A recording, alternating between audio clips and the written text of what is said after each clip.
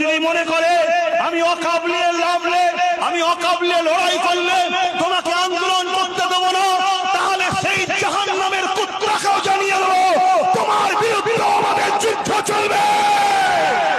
তুমি যত বড়ই সুপার পাওয়ার হও না কেন, মনে রেখে দিও আমার আল্লাহ নমরুদকে মশা দিয়ে মেরেছে, আমার আল্লাহ বদরের ময়দানে 313 জনকে দিয়ে 1000-এর উপরে লড়াইয়ে কামিয়াবি দিয়েছে। আমরা ওয়াকফের জন্য, মসজিদের জন্য, মাদ্রাসার জন্য, কবরস্থানের জন্য সবার বিরুদ্ধে লড়াই করতে রাজি আছি। যদি তুমি মনে করো কিছু পীরকে, কিছু পীর জানা ইমামকে খরিদ করে তুমি দাদাগিরি দেবে, তোমার দাদাগিরিকে মায়ের তলায় চেপে মারবো আমরা ইনশাআল্লাহ।